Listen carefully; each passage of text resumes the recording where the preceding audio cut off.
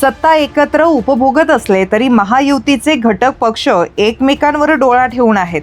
अजित पवार यांच्या निधनानंतर शिंदे सेनेनं राष्ट्रवादीच्या मतदारसंघावर लक्ष केंद्रित केल्यानं भविष्यात मोठ्या राजकीय उलथापालथी होण्याच्या शक्यता वर्तवल्या जात आहे.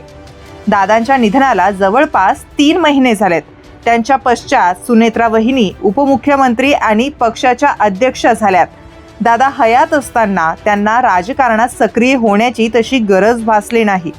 त्यामुळं अपघातानंच एवढी मोठी पदं मिळाल्यानं त्यांच्यावर दडपण येणं स्वाभाविक आहे. भुजबळ यांच्यासारखे मातब्बर नेते पक्षात असले तरी पक्ष सावरण्याची जबाबदारी कुणी घेतलेली नाही, हेही तितकंच खरंय. त्यामुळेच रवींद्र पगार यांचं निधन होऊन बरेच दिवस झाले तरीही राष्ट्रवादीला जिल्हाध्यक्ष मिळालेला नाही.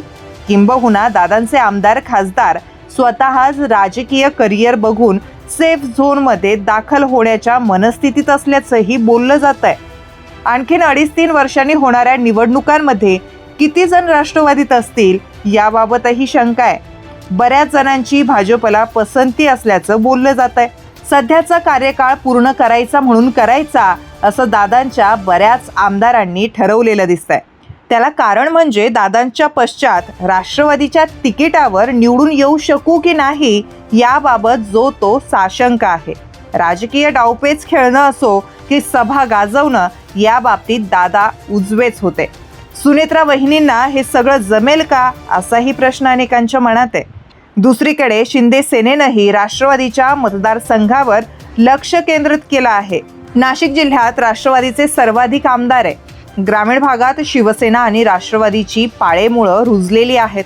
दादा नसल्यानं हे मतदारसंघ आपल्या ताब्यात येतील असा शिंदे सेनेचा होरा आहे. किंबहुना ताकद लावली तर ते सहज शक्यही आहे असं शिंदेंच्या सेनेतील नेत्यांना वाटतं. त्यामुळे भाजप आणि शिंदे सेना या दोन्ही पक्षांमध्ये सुप्त स्पर्धा सुरू असल्याचं बोललं जात आहे.